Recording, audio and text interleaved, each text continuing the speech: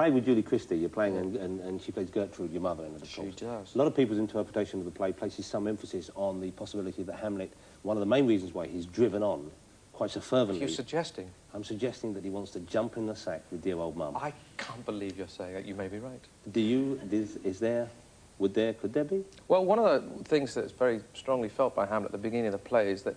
So his dad's dead, she's married his uncle inside a month, and one of the things that he clearly can't deal with is that they're still doing it. They're having a bit of a lovely time between the sheets. And I think he finds that very, very difficult and a bit exciting. Oh, Mother, what's the matter? Hamlet, thou hast thy father much offended. Mother, you have my father much offended. Come, you answer with an idle tongue. Go, you question with a wicked tongue. Why, how now, Hamlet? What's the matter now? Have you forgot me? No, by the rood, not so. You are the queen, your husband's brother's wife. And were it but not so, you are my mother. Nay, then I'll set those to you that can speak. Come and sit you down. You shall not budge. You go not till I set you up a glass where you may see the inmost part of you. Yeah, you've got kind of passionate scenes with Julie Christie, and then you have your Ophelia, who's the beautiful and talented young actress Kate Winslet. And I believe you've actually decided to show a little bit more of the Hamlet-Ophelia physical side of life, which is presumably just one of the many perks of being in charge. It was agony. It was agony. Someone's got to do it, Jonathan. And next time, give me a call. OK, I will. I want a body double, actually. But no, Ophelia goes mad during the course of the play, and you can argue about what the text kind of suggests, but I believe there are lines that say, yes, they did have a physical relationship, and she, at a very young age, I think, finds it very hard to deal with. She's in love with this man. She's forbidden from seeing him by her father, but she still loves him. Then they set her up so that she's supposed to spy on him, and they're listening to the conversation, and it all goes horribly wrong.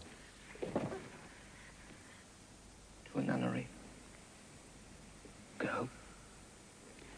There's so many wonderful, quotable lines in chunks in Hamlet. Good Night, Sweet Prince, of course, springs to mind, having just spoken about that. Do you have a favourite? I like his response to Horatio when he asks him about, you know, when he says, look, you're going to die, you know, this is a fix, as it were. You know, you're going to get bollocksed in this fight. I don't think that's not quite how he puts it, but it's essentially that's the essence. You will lose this wager, my lord.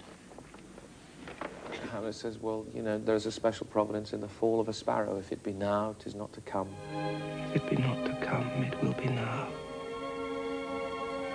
If it be not now, yet it will come. The readiness is all. And by that stage of the game, it's such a touching thing to say that I know the game's up, love, and there's nothing I can do about it. Let's go and have a fight. Yeah. Makes me cry. Bittersweet. Bittersweet. Well, as Shakespeare himself said, sorry if I misquote you here, like as the waves make towards the pebbled shore, so do our minutes hasten to their end. Or as he said to Anne Hathaway, sorry, that's about the lot for me tonight, so you may as well turn over. Only joking. We haven't had the epilogue from the one and only, so there'll never be another. Here he is, William Shakespeare.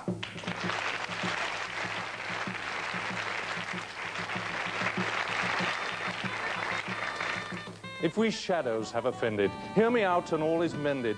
Warrant you, our merry revels, sank below the codpiece level, think but that you've slumbered here, while our programme did appear. In the case of some of you, I rather fear that may be true, but for our minor liberties, we humbly give apologies. Our levity we hope you'll pardon, getting blokes dressed as the Barden. 'Twas but meant as harmless frolics, not as arty-farty bollocks. Forgive us too our knavish swearing. After 9, though, we are airing, Jono was the perfect anchor.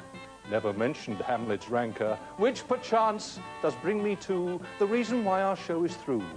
Given time, we gladly tarry more, but they need this set for Barrymore. So adieu, and sweet goodbye.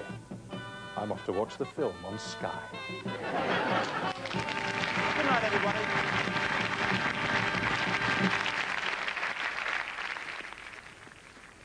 So what did you think?